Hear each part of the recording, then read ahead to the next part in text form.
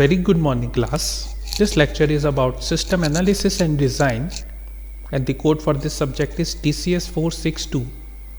Myself, Dr. Sachin Sharma.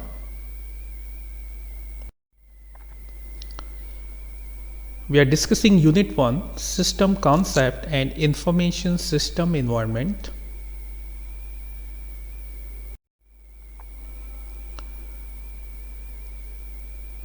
Communication skills.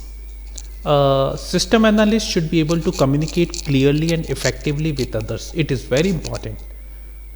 The clarity of the communication is very important task. Whatever being a system analyst, you communicate with the client, the user, they should be able to understand what you are saying. So being a system analyst should be able to establish a good relationship with client early in the project and maintain it throughout the project. Communication takes many forms, from written to verbal to visual. An analyst must be able to master as many forms of communication as possible. Interpersonal communication subjects are related to the business speaking, business writing, interviewing people, interviewing resources, listening clients, technical discussion, technical writing. So these are the subjects of interpersonal communication. Working alone as well as in a team, as many people in the organization will depend on their individual performance. Therefore, a system analyst must be able to organize and manage his own schedule, commitments, and deadlines. Being a system analyst must work with team towards achieving project goals, to work together effectively and to ensure the quality of product. The team must establish standards of cooperation and coordination, guide their work. So the cooperation and coordination among the team members, it is very important part. There are 12 characteristics of high performance team that influence teamwork: shared and elevated vision, the sense of team identity, that is result driven structure, competent team members. So team members should be very friendly to each other and they should be competent, right?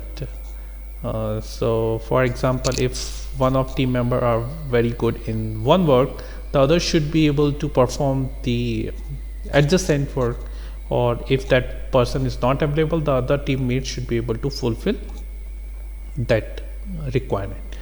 Commitments to the team is important, mutual trust is important, interdependency among team members is important, effective communication, sense of autonomy, sense of empowerment, and small team size. So these are the 12 characteristics which is very important to influence team work.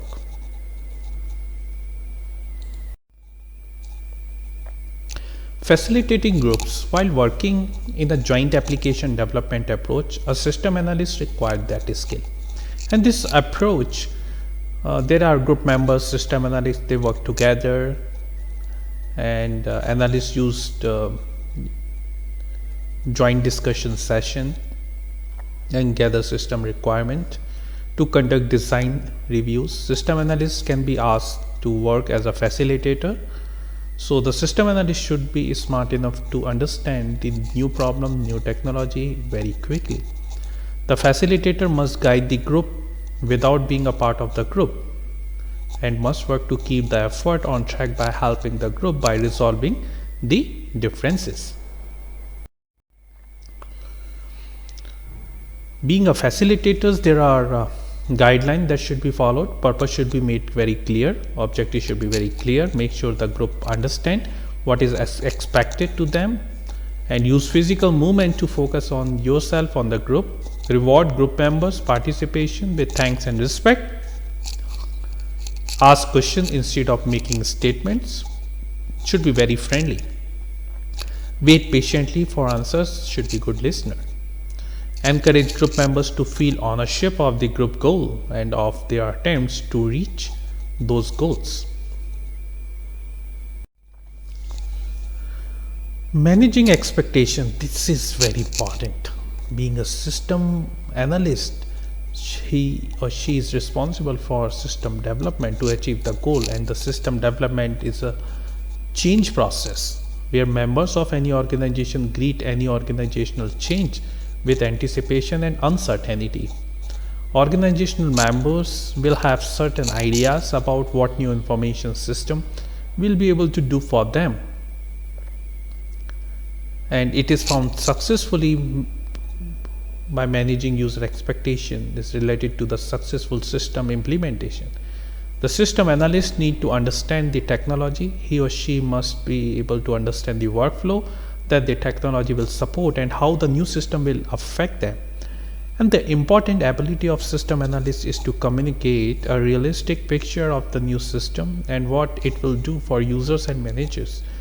Managing expectation begins with the development of a business case for the system and extend all the way through training people to use the finished system. So that's it for the day. I hope you have enjoyed the lecture. Thank you.